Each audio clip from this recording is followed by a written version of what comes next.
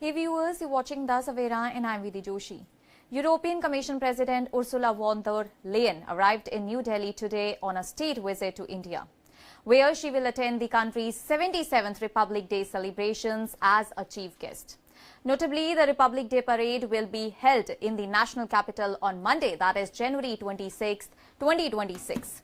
India is hosting Ursula von der Leyen along with European Council President Antonio Luis Santos da Costa as chief guest this year, highlighting the deepening strategic partnership between India and the European Union. Notably, the European Commission President was received at the airport by Union Ministry of State for Commerce and Industry and Electronics and Information Technology Jitin Prasada. Welcoming her arrival, Ministry of External Affairs spokesperson Randhir Jaiswal said that the visit marks the next phase of the India-EU strategic partnership. In a message shared on social media, the MEA noted that as the world's two largest democracies, that is India and the European Union, share a partnership based on mutual trust, shared values and expanding cooperation across a wide range of sectors. In addition to participating in the Republic Day celebrations, Ursula von der Leyen and Antonio Costa will represent the European Union at the 16th India-EU Summit that is scheduled for January 27. The summit will be co-chaired by Prime Minister Narendra Modi and is expected to focus on strengthening economic ties, deepening strategic cooperation and advancing negotiations on a long-pending free trade agreement between India and the EU. During their visit, the EU leaders will also call on President Draupadi Murmu and hold both the restricted and delegation-level talks with Prime Minister Narendra Modi. An India-EU Business Forum is also expected to be organized on the sidelines of the summit, reflecting the emphasis both the sides placed on boosting trade and investment ties.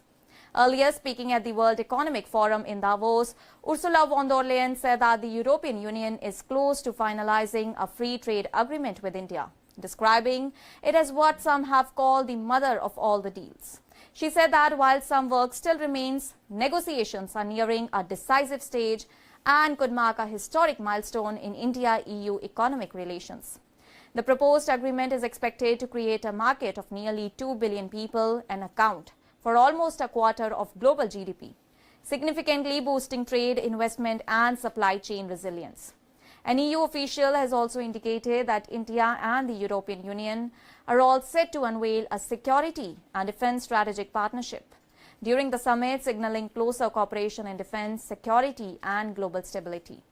Earlier in the day, European Union High Representative for Foreign Affairs and Security Policy and Vice President arrived in New Delhi on her first official visit to India. The Ministry of External Affairs described her visit as timely, saying that it comes at an opportune moment to further strengthen the India-EU strategic partnership and build on the momentum of regular high-level engagements.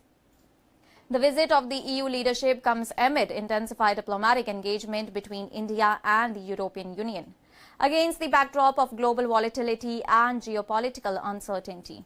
And on Thursday, External Affairs Minister Subramaniam Jaishankar interacted with ambassadors from EU member countries in New Delhi, where discussions focused on the current global environment marked by instability and rapidly shifting dynamics. He underlined the significance of closer India-EU cooperation, stating that stronger ties could help stabilize the global order through resilient supply chains, enhanced trade and mobility, humanitarian assistance, anti-piracy efforts and expanded security partnerships. The presence of Europe's top leadership as chief guest at India's Republic Day celebrations, followed by the India-EU summit, underlines the growing political, economic and strategic significance of the India-EU relationship as both the sides seek to deepen cooperation in the years ahead.